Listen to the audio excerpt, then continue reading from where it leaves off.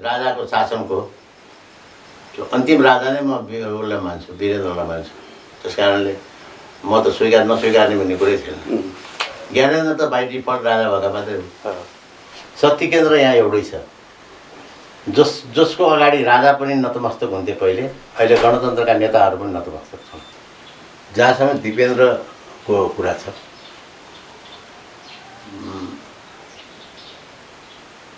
त्यो समाचार अरू जस्तो फासफुसे समाचार थिएन। नेपालमा चाहिँ गणतन्त्र स्थापना हुनु सजिलो, त्यो चाहिँ नि राजाको चाहिँ नि त्यो त्यसरी अन्त्य हुनु चाहिँ नि धेरै चाहिँ नि नेपालीले सोच्दै नसोचेको अनहोनी कुरा नै भयो। जब चाहिँ प्रजातन्त्रको पुनर्स्थापना भयो अनि त्यसपछि चाहिँ नि यो लुटमार सुरु भयो कि।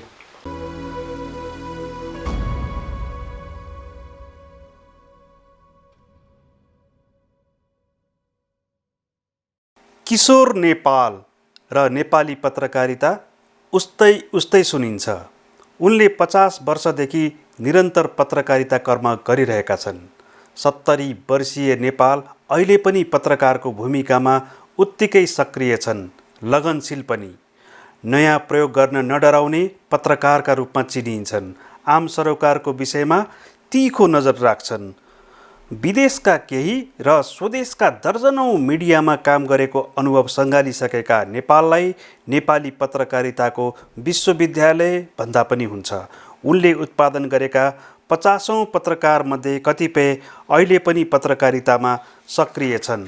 20 वर्ष अघि आजकै दिन अर्थात् जेठ 19मा भएको दरबार हत्याकाण्डको सन्दर्भबाट सुरु गरेर उनीसँग हामीले नेपाली पत्रकारिताको पछिल्लो स्थिति छिमल्ने प्रयास गर्यौं।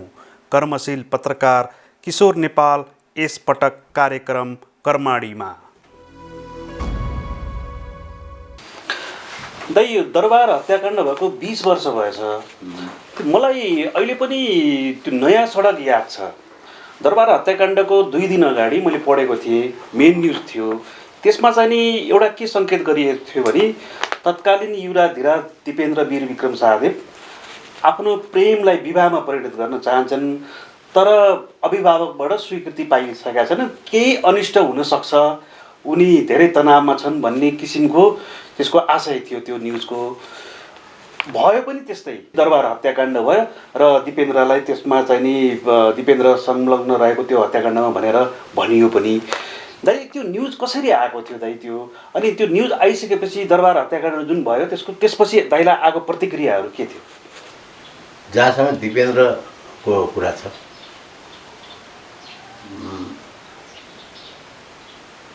त्यो समाचार अरू जस्तो फासफुसे समाचार थिएन। दिपेन्द्रका केही साथीहरूसँग स्कुल फ्रेन्डहरूसँग कुराकानी गरेर अनि दरबारका चन्द्र शमशेर, जुद्ध शमशेर, विभिन्न शमशेरहरूको जुन चाहिँ मनमुटाव, बेमेल थियो, त्यो सबैलाई केलाएर अनि दिपेन्द्रको मनस्थितिलाई केलाएर धेरै चाहिँ नि दुःख गरेर तयार गरेको थियो। त्यति बेला त्यो फर्मेटमा न्युज किन आउनु पर्यो भनेदेखि हामी ठाडै सबै भएका कुराहरूलाई लेख्न सक्दैनथ्यौँ, घुमाइ फिराइ लेख्नु पर्थ्यो। प्रेस कानुन त एकदमै चाहिँ नि डरलाग्दो नै थियो, त्यो सबैलाई थाहा छ। कसरी लेख्ने त भन्ने आयो। मैले तथ्यहरू सबै जम्मा गरिसकेपछि अब यो केही विपत्ति त आउँछ राजदरबारमा, यतिकै चाहिँ यो टर्नेवाला छैन, तर कसरी लेख्ने यसलाई भन्ने बडो चाहिँ नि म चाहिँ दुविधामा परेँ। अब यो कसरी जोगिने यसबाट?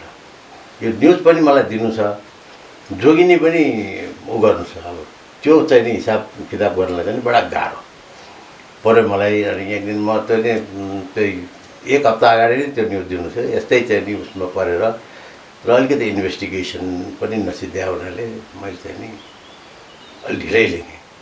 भनेको त्यो इन्फर्मेसन 1 हप्ता अगाडि नै आइसकेको थियो दाइलाई? त्यो त 15 दिन अगाडिदेखि थियो। 15 दिन अगाडि नै मैले खेलाइराखेको थिएँ त्यसलाई। र म विभिन्न स्रोतहरूसँग बुझ्दै थिएँ। बेस चाहिँ नि मैले दिपेन्द्रको चाहिँ नि मित्रहरूलाई गराएको थिएँ। तर त्यो मात्रै बेस थिएन, त्यो बेस त पछि छुट्दै गयो। पछि के भयो भने मेरो आफ्नै चाहिँ कनेक्सन, होइन, मेरो आफ्नै कनेक्सन राणाजीको परिवारसँग अथवा शाहजीहरूको परिवारसँगको मेरो आफ्नो चाहिँ पर्सनल कनेक्सन्सहरू ले चाहिँ मैले प्रयोग गरेँ। भनेको दाईको जुन एलिट्सहरूसँग जुन सम्बन्ध छ नि, त्यो सम्बन्ध चाहिँ नि त्यो न्युजको लागि चाहिँ नि उपयोगी भयो। मैले एलिट्सहरूको त भर गरिनँ। मैले सामान्य चाहिँ दरबारमा काम गर्ने चाहिँ नि मेरो चिनाजानाका मान्छेहरू, दरबारमा पनि चाहिँ डोमेस्टिक साइडमा काम गर्ने, अफिसियल साइडमा होइन, त्यो मान्छेहरूसँग मैले सम्पर्क गरेँ। अनि युवराजको चाहिँ टेम्परामेन्ट बताउन सकेँ यिनीहरू मान्छेहरूसँग कुरा गरेँ। त्यो स्टोरी बेलायतको युवराजको, म बेलायतमा भइदिए भएर बेलायतको युवराजको चाहिँ त्यो बारेमा त्यो स्टोरी हुन्थ्यो भने त्यो बडा बेलायतमा लेखायो भए त्यो स्टोरी बडा रमाइलो हुन्थ्यो। अन्त त्यो न्युज आइसकेपछि जुन दरबार हत्याकाण्ड भयो, अनि त्यसपछि दाइलाई केही फिडब्याकहरू त आएको होला? अनि धेरै मान्छेले चाहिँ तपाईँले सङ्केत गर्नुभएको थियो, हामीले त चाहिँ त्यस्तो भनेको थिएनौँ, तर यो कसरी भयो किशोरजी, यो के हो भनेर धेरै मान्छेले मसँग जिज्ञासा राखे। अब त्यो आफ्नो न्युजको स्रोत बताउने कुरा थिएन, त्यस्तै भयो। अब हामीले त लेख्ने हो, थाहा पाएको कुरा लेखिदिएको हो, तपाईँहरूले पढिहाल्नु हो, त्यही हो भनेर मैले टाढिदिएँ। मलाई त्यो उम्किनु नै थियो। अनि मलाई चाहिँ नि तत्कालीन चाहिँ केही चाहिँ सत्तामा रहेका केही साथीभाइहरू, सत्तामा भनेर यो प्रधानमन्त्रीको पट्टि होइन, सरकारपट्टि, श्रीपादको सरकारपट्टि नै रहेका केही साथीहरूले चाहिँ नि अलिकति सावधानै भएर बस भनेर भनेको थिएँ। अनि मैले पनि यसमा सावधान हुनु पऱ्यो, के कुरो हो। म त्यो हत्याकाण्डमा मेरो कुनै सहुलियत भयो, मैले समाचार लेखाएँ यस्तो हुनसक्छ, अनिष्ट हुनसक्छ भनेको थिएँ। योभन्दा अनिष्ट के हुन्छ भनेर मैले एकजना चाहिँ नि ठुलै सीमान्त सरकारका थोरै अधिकारीसँग भन्नु पऱ्यो। र यो दरबार हत्याकाण्ड सम्बन्धी नेपाली मिडियामा धेरै कभरेजहरू भएको छन्। यस्तो लाग्छ कि लेख्न बाँकी अब केही पनि छैन भने जस्तो। दाइलाई के लाग्छ, नेपाली मिडिया अझै चुकिएको छ त्यसमा अझै इन्भेस्टिगेसन गर्नको लागि? इन्भेस्टिगेसनै भएको छैन, त्यसमा इन्भेस्टिगेसनै भएको छैन। त्यो इन्भेस्टिगेसनको परिस्थिति पनि आएको छैन। त्यो काण्डलाई, दरबार हत्याकाण्डलाई चाहिँ छुट्टै राखेर, अलग्गै राखेर त्यसको मात्र एउटा चाहिँ नि इन्डिपेन्डेन्ट चाहिँ नि रिपोर्टिङ नै भएको छैन, कसैले गरेको छैन। यहाँ चाहिँ नि या त चाहिँ नि दरबारको स्रोतले जे चाहिँ नि भन्यो त्यो छापिएको छ, या तारानाथ राणाबाट अथवा गिरिजाप्रसाद कोइराला तत्कालीन प्रधानमन्त्रीले जे भन्नुभयो त्यो छापिएको छ।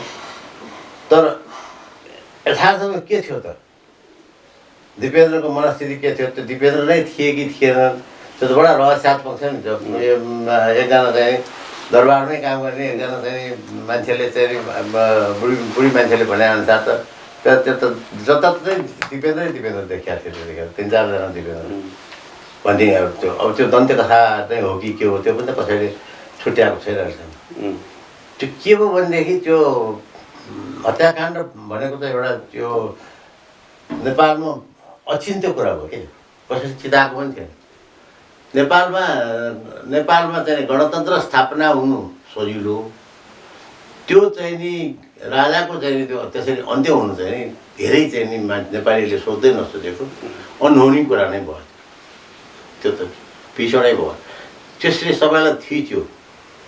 त्यो थिचेपछि मान्छेहरू त्यसलाई माथि राखेर तल अनि उ गर्न लागे, आफ्नो दाना पानी बनाउन लागे। जस्तो तारानाथजीले चाहिँ भटटर भनिदिनु भयो होइन, गिरिजाप्रसादमाथि चाहिँ नि आक्रमण भयो अनावश्यक।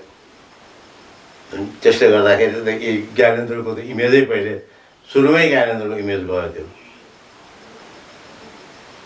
त्यसरी चाहिँ बिगार्यो कि त्यसले।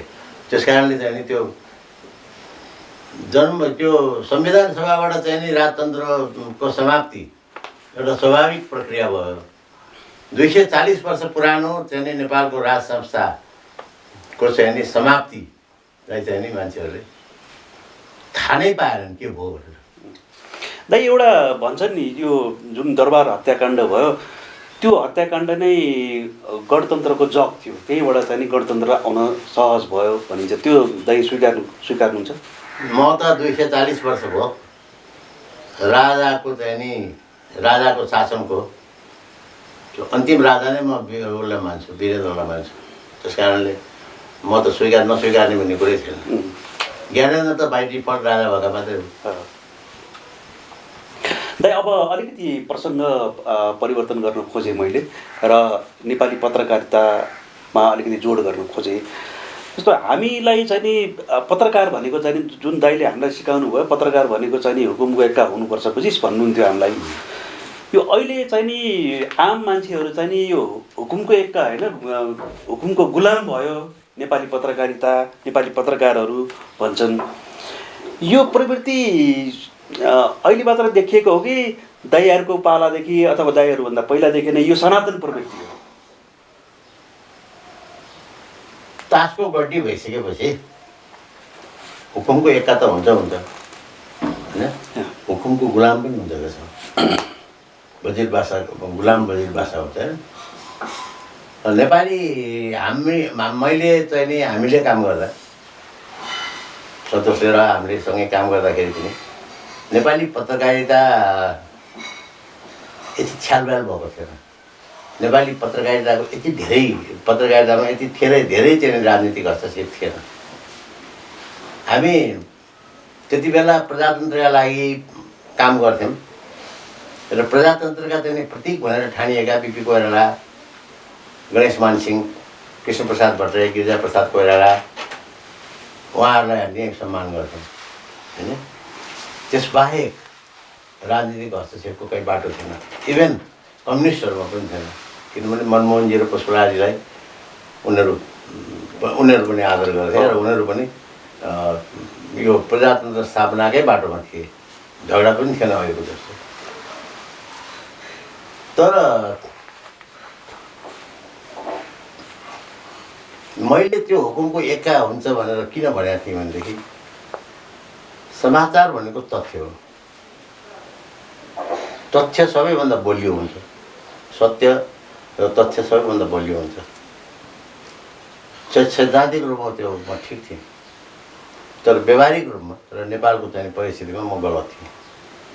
मलाई अहिले लाग्छ मैले तिमीहरूलाई जे सिकाएँ त्यो राम्रो कुरो सिकाएँ। तिमीहरू जसुकै पनि मलाई गर्व के लाग्छ भनेदेखि मसँग काम गरेका मेरा चाहिँ भाइ साथीहरू जति पनि छन्, 300-400, 500, 600 जति पनि छन्, देशभरि छन् अहिले, र सबै एउटा चाहिँ आफ्नो चाहिँ गरी खाएका छन्, राम्रो स्थितिमा छन्। कसैले चाहिँ यो गलत किसिमको पत्रकारितामा हात हालेको छैन अहिलेसम्म। सन्तोषको कुरा त्यो हो नि। तर त्यसपछि जब चाहिँ प्रजातन्त्रको पुनर्स्थापना भयो अनि त्यसपछि चाहिँ नि यो लुटमार सुरु भयो कि पत्रकारितामा। त्यो रातो कार्डको लागि चाहिँ नि राजनीतिक हस्तक्षेप हुन थाल्यो। सूचना विभागले भन्ने रातो कार्डको लागि राजनीतिक हस्तक्षेप हुन थाल्यो। अब यो सञ्चारसँग चाहिँ असम्बन्धित व्यक्तिहरूलाई, राजनीतिक कार्यकर्ताहरूलाई लगेर राष्ट्रिय समाचार समिति, गोर्खापत्र जस्ता चाहिँ नि सरकारी सञ्चार चाहिँ नि उसमा रेडियो नेपाल जस्ता चाहिँ ठाउँमा भर्ती गरियो। भर्चुअली भर्ती नै गरियो, तिनीहरू केही आउँदैन थियो। अहिले पनि त्यो कालमा बसेको भर्ना भएका धेरै मानिसहरूको चाहिँ नि ल्याकतको जाँच गर्ने हो भनेदेखि त्यो कति पानीमा छन् सबैलाई थाहा हुन्छ। त्यसरी चाहिँ राजनीतिकरण भएको छ। यो प्रजातन्त्रवादीहरूले पनि राजनीतिकरण गरेका छन्, प्रशस्त गरेका छन्। र अब चाहिँ नि कम्युनिस्टहरूको त के भनेदेखि यो मिडियालाई, कम्युनिकेसन मिडियालाई चाहिँ नि आफ्नो पक्षमा लगाएर चाहिँ प्रचार गर्ने उनीहरूको उद्देश्य नै हो होइन। त्यस कारणले चाहिँ नि उनीहरूले प्रयोग गरे, यसलाई चाहिँ नि यसको चाहिँ दुरुपयोग गरे भनेर चाहिँ नि हामीले चाहिँ नि आँसु खसाल्नु पर्दैन। तर प्रजातन्त्रवादीहरूले चाहिँ नि जसरी चाहिँ नि यो सञ्चारको चाहिँ नि सञ्चार माध्यमको चाहिँ उसलाई बलात्कार गरे र चाहिँ नि जबरजस्ती चाहिँ नि स्थापित गर्न खोजे, त्यो यो क्रमको चाहिँ नि अहिलेको चाहिँ नि यो हाम्रो विखण्डन जुन सुरु भएको छ, जुन चाहिँ नि प्रेसको चाहिँ नि इज्जत जुन सङ्कटमा परेको छ। हरेक प्रेस भन्दाखेरि चाहिँ प्रधानमन्त्रीले चाहिँ नि के भनेदेखि तपाईँ एमालेको प्रेस हो भनेर सोध्यो अथवा नेपाली काङ्ग्रेसको प्रेस हो भनेर सोध्यो भने कति इज्जत आउँछ भनेर भन्ने परिस्थिति उत्पन्न भएको छ। त्यो त्यसको जिम्मेवार नेपाली काङ्ग्रेस नै छ, नेपाली काङ्ग्रेसको सरकार छ। किनभने त्यो सरकारले प्रजातन्त्रको क्रिया खाएको थियो, अभिव्यक्ति स्वतन्त्रताको क्रिया खाएको थियो, त्यसैले प्रयोग गर्थ्यो। विजय कुमार गजदार सञ्चारमन्त्री हुँदाखेरि राष्ट्रसभाको के हालत भयो, गोर्खापत्रमा के हालत भयो, अनि रेडियो नेपालको के हालत भयो। र ती संस्थाहरूलाई बिस्तारै चाहिँ नि संसद अन्तर्गत लिएर आएर तिनीहरूलाई स्वायत्त बनाउनु पर्ने ठाउँमा सबै जनताको भाषा बनाउनु पर्ने ठाउँमा कसरी चाहिँ एउटा पार्टीको संयन्त्र बनाइयो। आज पनि पार्टीको संयन्त्र, एउटा सरकारले अर्को सरकारको संयन्त्र हुन्छ, त्यतापट्टि चाहिँ नि हामी ध्यान दिनुपर्छ। राजनीतिक हस्तक्षेप एउटा कारण होला, तर यसमा स्वयं सम्पादकहरू पनि दोषी छन् कि छैनन्? मैले कतिसम्म देखेको छु भन्दाखेरि कुनै मिडियाको सम्पादक हुनको लागि राजनीतिक तहका नेताहरूलाई गुहार्ने, पुलिसका हाकिमहरूलाई गुहार्ने, शक्ति केन्द्रहरूलाई गुहार्ने र मेरो साउजीलाई भनिदेऊ मलाई सम्पादक बनाइदेऊ भन्नेसम्मका स्थितिहरू देखिएको छन्। त्यो सामान्य कुरा हो। त्यो जब चाहिँ नि अभिव्यक्ति स्वतन्त्रतामा त्यसरी हस्तक्षेप हुन थाल्यो, त्यसको स्वायत्ततामा हस्तक्षेप हुन थाल्यो, स्वाभाविक रूपले मान्छेले चाहिँ नि ऊ खोज्न थाल्यो, एउटा डुब्तेका तिनका सहारा भनेर तिनका खोज्न थाल्यो होइन। त्यो तिनका खोज्दै जाँदाखेरि धेरै मानिसहरू चाहिँ नि, मलाई पनि थाहा छ, धेरै मान्छेहरूले चाहिँ नि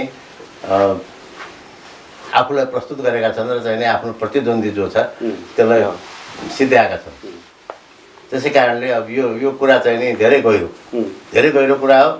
र नेपाली पत्रकारिताको कसरी राम्रै अध्ययन गर्छ भनेदेखि यी प्रवृत्तिहरू कसरी आयो भन्ने अध्ययन गर्नुपर्छ। अहिलेको जस्तो छ्यासपिसे झेसपिसे अध्ययन गरेर 2-4वटा चाहिँ नि नचाहिने हावादारी कुरा लेखेर अनि त्यसलाई चाहिँ नि पिएचडीको चाहिँ थेसिस बनाएर केही उमर लाग्ने काम छैन।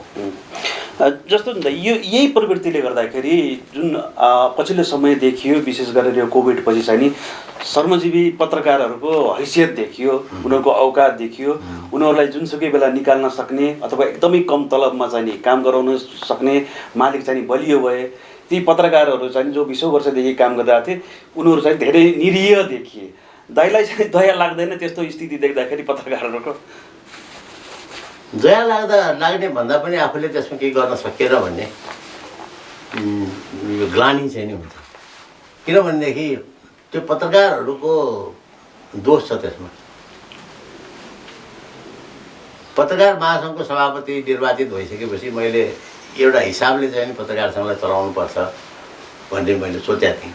यसलाई चाहिँ नि मेरो विचारमा चाहिँ नि यो एनजिओ होइन, तर चाहिँ नि त्यो सेमी एनजिओ पाराले यसलाई चलाउनुपर्छ। आदि यसले एनजिओको काम गरोस्, आदि चाहिँ नि आफ्नै शास्त्रमा यो चाहिँ अल्मल ल्याओस् भन्ने मेरो थियो। र चाहिँ नि अलिकति त्यसले चाहिँ नि प्रशिक्षण दिने काम पनि गरोस् भन्ने थियो। तर त्यो केही पनि भएन। यो राजनीतिक उसमै चाहिँ राजनीतिक प्रतिस्पर्धामै चाहिँ नि ऊ पनि लाग्यो। पत्रकार महासङ्घमा त हिँडे, पत्रकार महासङ्घ पनि लाग्यो। पत्रकार महासङ्घ लागिसकेपछि पत्रकार महासङ्घमा चाहिँ नि सुरुदेखि गलत प्रवृत्ति के हाबी भयो भने पत्रकार महासङ्घ भनेको श्री 5 को सरकारको एउटा विभाग हो, सञ्चार मन्त्रालयको एउटा अङ्गको रूपमा हो यो भन्ने चाहिँ नि भावना पर्यो पत्रकारहरूलाई। अनिखेरि सबै कुरामा चाहिँ नि निर्भरता पनि बढ्दै गयो। अब अधिवेशन गराउन पनि सरकारसँगै पैसा लिनुपर्ने, अनि त्यो सरकारले नै चाहिँ के पत्रकारको पारिश्रमिक निर्धारण गर्ने कमिटी बनाउनु पर्ने, त्यो कमिटीमा पत्रकारहरू बसेर मोटर चढ्नुपर्ने, यस्तो चाहिँ नि हास्यास्पद कामहरू भयो धेरै। यसलाई चाहिँ सञ्चारलाई अगाडि बढाउने भन्दा पनि पत्रकारितालाई अगाडि बढाउनु भन्दा पनि यसलाई भाषमा गाड्ने कामहरू भयो। सरकारको चाहिँ दलालीको ट्रेनिङ दियो क्या पत्रकार महासङ्घले। म त फ्र्याङ्कली भनिदिन्छु यो कुरा। र चाहिँ नि सबै चाहिँ नि अब आफ्नो अहिले दलालीमा लागेका छन्। जस्तो पत्रकार महासङ्घको चाहिँ नि कम्बिनेसन हेऱ्यो भने अहिले त्यहाँ चाहिँ नि 3-4वटा चाहिँ नि उपमहासङ्घहरू पाइन्छ विभिन्न पार्टीका, त्यहाँ उपस्थिति छन् होइन। जब पत्रकारले केही बोल्नै पाउँदैन र चाहिँ नि नेताहरूले नै त्यहाँ सबै कुरा गर्छन् भनेदेखि त्यो कसरी त्यो बनाएर छ, त्यो स्ट्रक्चर कस्तो रहेछ भन्ने त्यसै थाहा भइहाल्यो। त्यस कारणले मलाई त ग्लानी हुन्छ। मलाई त चाहिँ नि यो फलानाले चाहिँ नि यति तलब पाउने भनेर न्यूनतम पारिश्रमिक निर्धारण समिति भनेर बनायो। पत्रकारको पारिश्रमिक न्यूनतम पारिश्रमिक चाहिँ नि सरकारले तोक्ने हो र? त्यो सरकारले बनाएको समितिले तोक्ने हो र? त्यस्तो पत्रकारहरूको त्यो जसले चलाउने हो त्यसले तोक्नु पऱ्यो नि। त्यो त चाहिँ के भने पत्रिका जसले चलाउँछ त्यो म्यानेजमेन्ट र पत्रकारको बिचको चाहिँ नि पो सन्धि हो, सम्झौता हो त। त्यहाँ त कडा कानुन युज गर्नु पऱ्यो। पत्रकार र चाहिँ नि म्यानेजमेन्टको बिचमा भएको चाहिँ नि सम्झौता अनुसारको तलब पाएन भनेदेखि अनि पो चाहिँ नि अदालतले, सरकारले, उसले त्यसले हस्तक्षेप गर्ने कुरा आउँछ। पहिले नै चाहिँ नि तिम्रो चाहिँ नि के भनेदेखि तपाईँको चाहिँ के भनेदेखि उसको के ओनरको पक्षमा चाहिँ नि पहिले नै डिसिजन गरिदिने त्यस्ता किसिमका कामहरू भएको छ नि। र आज चाहिँ नि जति पनि चाहिँ नि मिडिया हाउसहरू छन्, ठुल्ठुला मिडिया हाउसहरू, तिनीहरूको चाहिँ नि आन्तरिक दुर्गति त मलाई भन्दा सन्तोषलाई बढी थाहा हो। जस्तो नि दाइ, एउटा दाइले पनि ख्याल गर्नुभएको छ पक्कै पनि, केही सम्पादकहरू नेपालमा केही सम्पादकहरू चाहिँ नि मिडियाका साहुहरूसँग चाहिँ नि मिलेर समाचारमा दलाली गर्छन् भन्ने एउटा कुरा इस्ट्याब्लिस जस्तो देखिन्छ यहाँ। अनि अर्को चाहिँ नि के छ भन्दाखेरि जो 20 वर्षदेखि डेस्क या रिपोर्टिङमा काम गरिरहेछन् उनीहरूको आर्थिक हैसियत चाहिँ नि पुरै गयो गुज्रेको छ। अहिले पनि स्थिति त्यही छ। जबकि दाइले चाहिँ हामीलाई चाहिँ वृत्ति विकास गर्नुपर्छ पत्रकारहरूको भनेर सिकाउनुहुन्थ्यो, त्यो गर्ने प्रयास पनि गर्नुहुन्थ्यो आफ्नो तर्फबाट। तर अहिले त्यो देखिँदैन। सम्पादक पनि कस्तो भयो भन्दाखेरि आफ्नो कलिगहरूलाई चाहिँ कमभन्दा कम पारिश्रमिक दिएर अथवा दुःख दिएर के गरेर हुन्छ, मालिकलाई रिजाउन पायो भने चाहिँ उसको चाहिँ जागिर जोगिन्छ भन्ने त्यो एकदम त्यो मनोवृत्ति बढी देखिन्छ हामी कहाँ चाहिँ नि। यस्तो किन भयो? यो के भनेदेखि सम्पादक नेपालमा चाहिँ जो सम्पादक भएर आए मानिसहरू या त बढी योग्यता भएर आएका सम्पादक भए या योग्यतै नभए मान्छेलाई सम्पादक बनायो। मेरो हिसाबमा न्युजपेपर ओनरहरूले अथवा न्युजपेपर ओनर भन्दा चलाउने मान्छेहरूले भनौँ न, आफ्नो बसमा बस्ने, आफ्नो नियन्त्रणमा बस्ने, आफ्नो भनाइ मान्ने सम्पादक खोज्यो। अनि त्यस्तो सम्पादक जी हजुरी गर्ने सम्पादक भयो भने उसलाई अखबार चलाउन सजिलो भयो। आज हरेक अनलाइनमा यही समस्या हो, हरेक चाहिँ ठुला अखबारहरूमा पनि यही समस्या हो। अब जहाँसम्म चाहिँ न्युज रुममा बसेका मान्छेले चाहिँ नि उसको वृत्ति विकास भएन भन्ने कुरा छ, त्यो चाहिँ उसैमा निर्भर गर्ने कुरा हो। उसले मेहनतै गर्दैन, डेस्कमा बस्छ। मैले यति वर्षदेखि मैले यहाँ काम गरेँ, मभन्दा जुनियर मान्छे सम्पादक भइसक्यो, म जस्ता कसरी छु भन्छ। त्यो भनेर त भएन नि, काम त गर्नु पऱ्यो नि होइन। वृत्ति विकास यो होइन। अहिलेको उसमा पनि आफूलाई तिखारेर लिएर गयो, आफ्नो भाषा राम्रो भयो, बुझ्ने अन्डरस्ट्यान्डिङको लेभल राम्रो भयो भनेदेखि पत्रकारितामा अहिले पनि सम्भावना नभए होइन। जस्तो मेरै चाहिँ नि सन्तोषले मेरै हिसाब गर्ने भने म अहिले कलम्सहरू लेखेर पनि म आफ्नो चाहिँ मेरो आफ्नो खर्च चाहिँ म उठाउँछु। अब अरू चाहिँ नि के छ भनेदेखि त्यो सम्पादकले त्यो त्यसरी छानिएको, मालिकद्वारा छानिएको सम्पादकले अनि आफूलाई सर्पर्ने, आफ्नो चाहिँ नि आफूले भनेको कुरा सरक्क मान्ने चाहिँ नि असिस्टेन्ट खोज्छ कि। अनि तिनीहरूको वृत्ति विकास हुन्छ। अनि पुराना जो काम गरिरहेका छन् तिनीहरूको वृत्ति विकास हुँदैन।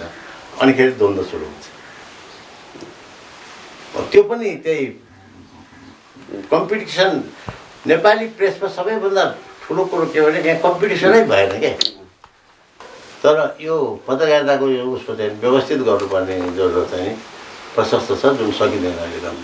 अब गर्न सकिँदैन, किनभने यस्तो किसिमको व्यवस्थामा जहाँ चाहिँ नि पोलिटिकल पार्टीको इन्ट्रेस्टमा सारा मिडिया लाग्ने अवस्था छ अहिले। साँच्चै भन्यो भनेदेखि मिडियाको चाहिँ तटस्थता भन्ने, मिडियाको चाहिँ यो आक्रामकता भन्ने, मिडियाले चाहिँ नि जज गर्ने भन्ने केही कुरै भएन, कहीँ छँदै छैन। जसले जे बोल्यो त्यो टिपेर समाचार हुँदैन नि, त्यो टिपेर मात्र समाचार हुँदैन, त्यो त सूचना हो होइन। आज चाहिँ नि चौलेन्द्र शमशेरजीले प्रधान न्यायाधीशको हैसियतले यस्तो भन्नुभयो भन्ने त सूचना हुन्थ्यो होइन।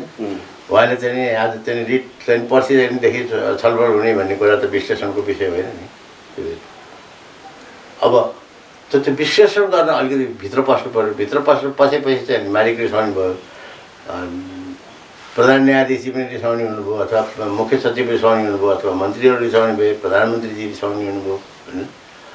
अब यो सबै रिसाउनेहरूलाई खोजी पार्दै पत्रकारिता लगडो।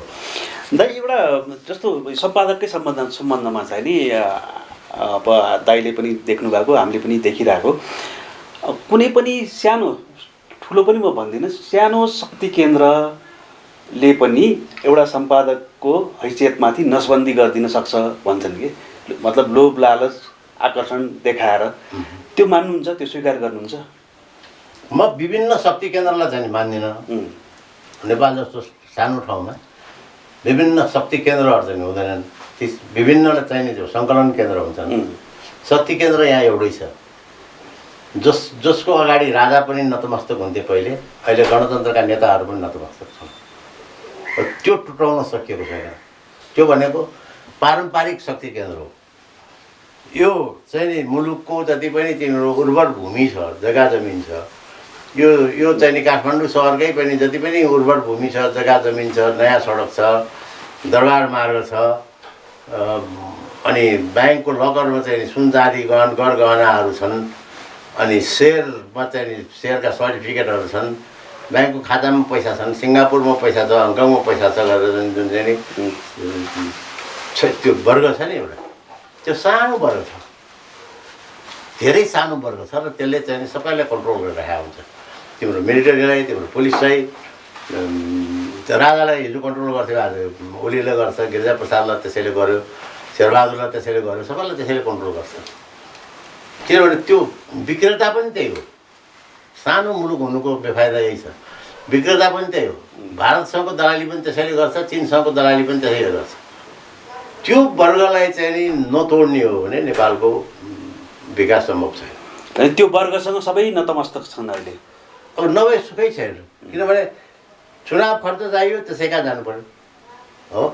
भारतबाट चाहिँ नि 500 थान लाउड स्पिकर ल्याउँदाखेरि पनि त्यसै तिनीहरूले नै झिकाउँछन् भने त त्यो अन्नदाता, जीवनदाता, शक्तिदाता सबै तिनै हुन्। आज अक्सिजनको चाहिँ समस्या पर्यो देशमा, अक्सिजन छैन भनेर ठुलो हल्ला भयो यो कोरोनाको महामारीमा, होइन। सरकारले पनि थुप्रो गाली खायो र 10-12-15 जना चाहिँ नि मान्छेहरू चाहिँ उठेर आए। त्यसपछि सरकार गयो, त्यही शक्ति केन्द्रहरूसँग दम शरण गऱ्यो, अनि आनन्द फाननमा चाहिँ नि तिम्रो चाहिँ नि अक्सिजन जुट्यो। अहिले त्यो तिम्रो हातमा लगाउने के भन्छ त्यसलाई, सेनिटाइजरको पनि त्यही हो, मास्कको पनि त्यही हो। मास्कको बिजनेस चाहिँ तिम्रो हातमा छैन, मतलब साना व्यापारी, साना व्यवसायीहरूको हातमा छैन। त्यस कारणले चाहिँ के छ भनेदेखि यहाँ चाहिँ म ठुलो, म जान्ने, म यो देशको धनी, म यो देशको नीति निर्माता भनेर कसैले फुर्ती नै गर्नु पर्दैन। 10 जना चाहिँ नि यो 12 जना चाहिँ नि तिम्रो चाहिँ नि नयाँ सडक, दरबार मार्गमा र नयाँ सडकमा कब्जा गरेर बसेकाहरू आगे यो यसै सरहदमा जन्म भई भनेर चाहिँ राजाहरूले, महाराजा दाबी हो त्यो साधुहरू भन्थे, महाजन साहु महाजन गैरकै यथोचित भन्थे क्या राजाले, होइन।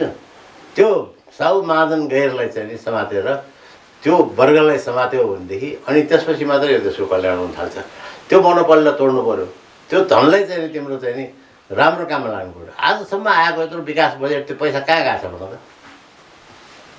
अमेरिकनले दियो त्यत्रो पैसा, ऊ त्यहाँ मसँग किताब छ, 40 वर्षमा कति सहयोग गरेछ, त्यो यत्रो किताबै निकालेको छ अमेरिकनले।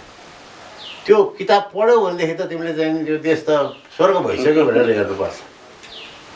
उनीहरूले गरेको काम हो त्यो फेरि, तर काम त गरे कहाँ गरे उनीहरूलाई थाहा छैन। यस्तो अब अलिकति प्रसङ्ग परिवर्तन गरौँ दाइ, अहिले अब न्यू मिडियाको जमाना छ भनिन्छ दाइ। हामी चाहिँ नि छापा पत्रकारिताबाट आयौँ, अब छापा पत्रकारिता चाहिँ नि पुरै मृत अवस्थामा छ भनिन्छ, अन्तिम श्वास गरिरहेछ भनिन्छ। दाइ त्यो स्वीकार्नुहुन्छ? स्वीकार गर्दिनँ म। छापा पत्रकारिता चल्छ, चलिरहेको छ। न्युयोर्क टाइम्स चलिरहेको छ, टाइम्स अफ इन्डिया चलिरहेको छ, इन्डियाको सबैभन्दा ठुलो अखबार टाइम्स अफ इन्डिया। इन्डियाको पपुलेसन हेऱ्यो भनेदेखि चाहिँ तिम्रो कति 13.5 अरब कति छ, खराब नै भइसक्यो, थाहा दिइसक्यो। तर हामी कहाँ त बन्द भयो नि दाइ, कोभिड भनियो के भनियो, अब छापा पत्रकारिता हामी कहाँ त बन्द हुनु नै थियो त। तिमीसँग त छैन नि, तिमीसँग पत्रकारिता गर्ने भन्ने जिल नै छैन। त्यो पत्रकारिता गर्नु भनेर घरबाट जोसेर चाहिँ फलानु ठाउँ कहाँ गएर आज झगडा गर्छु म त्यो आज चाहिँ त्यो लिएरै छोड्छु भनेर त्यहाँदेखि जान्छौ अलिक पर गएपछि तिमी लथालिङ्ग हुन्छौ पसिना आउँछ तिमीलाई तर पसिना आउँछ के झगडा गर्ने भरे चाहिँ आफ्नो घरमा कसरी चाहिँ चुलो बाल्ने भन्ने समस्या हुन्छ के को चाहिँ नि झगडा गर्ने अब मैले गरेर के हुन्छ भन्ने आउँछ त्यो भावना कसले सिर्जना गर्यो भन्दाखेरि त्यो भावना सिर्जना गर्ने चाहिँ अहिले चाहिँ नि अहिलेको सञ्चार मन्त्रालय पत्रकार महासङ्घ प्रेस काउन्सिल जति पनि छन् नि जसलाई चाहिँ नि गर्नुपर्ने काम आफूले के गर्ने हो त्यो गर्नुपर्ने कामै थाहा छैन प्रेस काउन्सिलले वितरण गनेर बस्ने हो र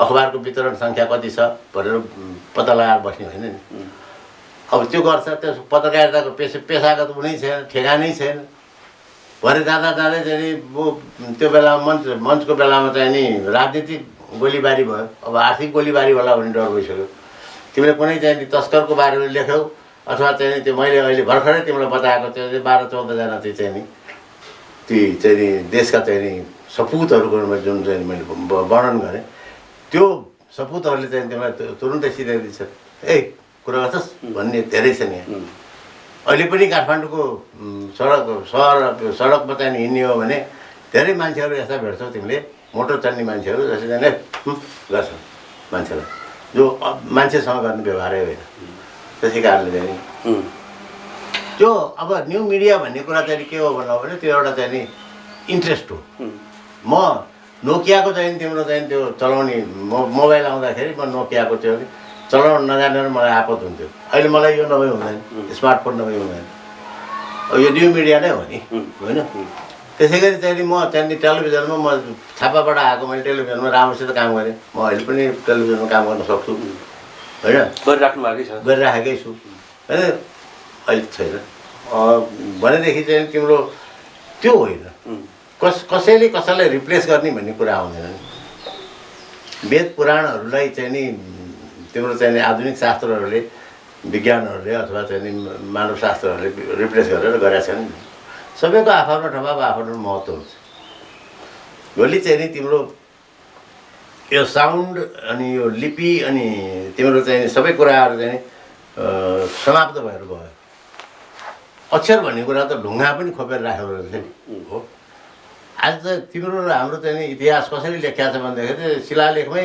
जे लेखिया छ त्यसैको आधारमा लेखिया छ नेपालको इतिहास अंशु वर्माको चाहिँ शिलालेखको आधारमा लेखिया छ होइन त्यो होइन त्यस कारणले त्यो कसैको केही अल्टरनेटिभ भन्ने हुँदैन विकास त हुँदै जान्छ मान्छे चन्द्रमामा पुगिसक्यो हामी न्यू मिडियाको कुरा गर्छौँ के ठुलो कुरो गर्छौँ मान्छेले चन्द्रमामा पुग्ने मङ्गल ग्रहमा पुग्ने भन्ने कुराको अगाडि वैज्ञानिक उपलब्धिको अगाडि न्यू मिडिया ठुलो कुरो हुँदैन त्यसलाई त्यो न्यू मिडिया भन्ने फेसन हो त्यो फेसनेबल बनाएको छन् मान्छेहरूले त्यो फेसन बनाउन सक्नेले गरी खाएका छन् गरी खान दिनुपर्छ दाइ अलिकति व्यक्तिगत प्रश्न म आउँछु सायद मलाई जहाँसम्म लाग्छ जेठ 22 गते हजुरको 70औँ जन्मदिन हो जस्तो लाग्छ मलाई 22 गते जस्तो लाग्छ 22 गते पर्सै पर्दैन थाहा छ नि जुन 5 हो ए जुन 6 हो यो 70 वर्ष उमेर पुग्नुभयो तपाईको उमेरमा विशेष गरेर नेपाली समाजका ब्राह्मणहरू चाहिँ नि यो तीर्थ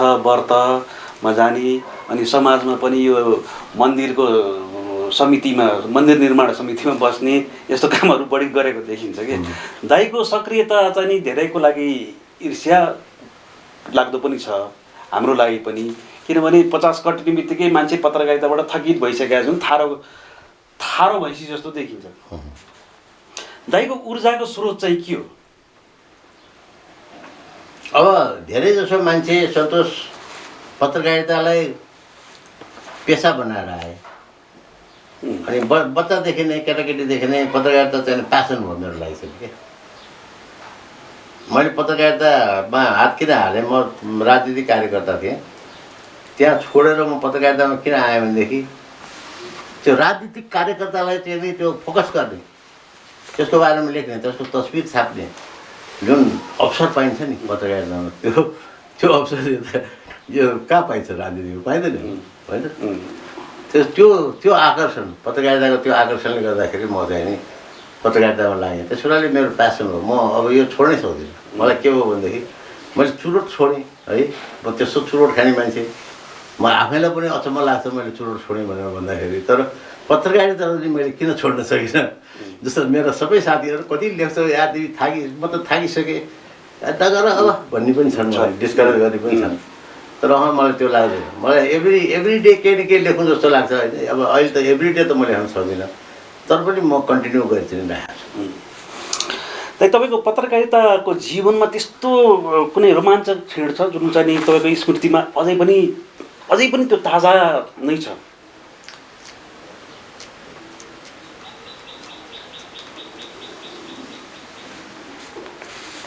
दुःखद क्षणहरू त धेरै होला, दुःखका।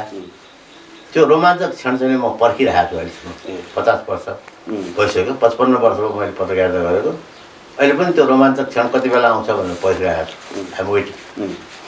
एउटा पत्रकारको ठुलो उपलब्धि के हो? एउटा पत्रकारको ठुलो उपलब्धि उसको आत्मसन्तोष हो। मैले यति त गरेँ, जेसुकै भए पनि कसैले नाम लियोस् नलियोस्, कसैले पेन्सन दियोस् नदियोस्, कसैले मेरो स्वास्थ्य उपचारको खर्च उठाओस् नउठाओस्, मैले यति त गरेँ भन्ने जुन आत्मसन्तोष हुन्छ त्यो नै उसको पुरस्कार पनि हो। त अन्तिममा एउटा जस्तो दाइसँग काम गर्दाखेरि दाइले समाचार हेर्नुहुन्थ्यो अनि आफूलाई धेरै गजब गरेको छु जस्तो लाग्थ्यो। अनि मैले चाहिँ के हेर्थेँ भन्दाखेरि त्यहाँ किशोर दाइले बाइलाइन हालिदिनुहुन्छ कि हालिदिनुहुन्न भन्ने बडा त्यो चिन्ता हुन्थ्यो। बाइलाइन हाल्यो भने एकदमै खुसी हुन्थे, बाइलाइन नहालिदिँदा एकदमै दुखित हुन्थे। एउटा पत्रकारलाई यो बाइलाइन प्रतिको प्रेम किन हुन्छ दाइ? आइडेन्टिटी। बाइलाइन भनेको एउटा आइडेन्टिटी हो। मैले बाइलाइनमा म कन्जर्भेटिभ नै मान्छे हुँ। मैले धेरै कम बाइलाइन हाल्थेँ। तिम्रो सबैको चित्त दुख्ने बाटो पनि त्यो थियो। तर के भने त्यो बाइलाइन हाल्न योग्य समाचार भएको बेलामा त मैले सधैँभरि बाइलाइन हाले आउँथेँ। बाइलाइन मात्रै हाले आउँदैन थिएँ, त्यसको विवरण पनि दिएको हुन्थेँ। सन्तोष आचार्यले अथवा चाहिँ गोविन्द बोगटीले अथवा सुभाष ढकालले तयार गर्नुभएको रिपोर्ट भनेर पनि दिएको होइन, त्यसको पृष्ठभूमि समेत दिएर। म बाइलाइनमा त्यस्तो कन्जुस होइन, म दिन्छु, आरामसे दिन्छु। तर के भनेदेखि भैरवामा लामखुट्टेको आतङ्क भनेर अथवा चाहिँ नि भैरवाबाट सुनौली चाहिँ जाने लाउरेहरूको सङ्ख्या बढ्यो, घर फर्किने लाउरेको सङ्ख्या बढ्यो भनेर सन्तोषले भैरवाको डेडलाइनबाट कुनै न्युज पठायो भने त्यो कुनै ठुलो कुरो त भएन। भैरवा चाहिँ तराई क्षेत्र हो, मधेस हो, त्यहाँ चाहिँ लामखुट्टेको सधैँ आतङ्क हुन्छ। अब भैरवा चाहिँ सुनौली भैरवा चाहिँ एउटा चाहिँ बाटो हो, त्यहाँ चाहिँ सधैँ लाउरेहरूको भिड हुन्छ। त्यो कुनै ठुलो कुरो त भएन। सन्तोषले चाहिँ नि भैरवाको चाहिँ त्यो के भैलु भुजा भन्ने चाहिँ त्यो जुन अफिस छ, त्यो अफिस चाहिँ यसरी क्र्याक हुन थाल्यो भनेर दियो भनेदेखि चाहिँ त्यो ठुलो न्युज भइहाल्यो। त्यस कारणले समाचारको महत्त्वलाई बुझ्नुपर्छ, सूचना र समाचार छुट्याउन सक्नुपर्छ। हाम्रो साथीहरूमा त्यो समझ पनि छैन। अहिले मलाई दुःख लाग्छ के भने धेरै ठुल्ठुला सर्वश्रेष्ठ अखबारहरूले पनि सूचनालाई समाचार भनेर पसिराखेको देख्छु म। सूचना समाचार होइन, सूचना नै हो, इन्फर्मेसन नै हो। समाचार भनेको समथिङ एल्स। हुन्छ, धन्यवाद।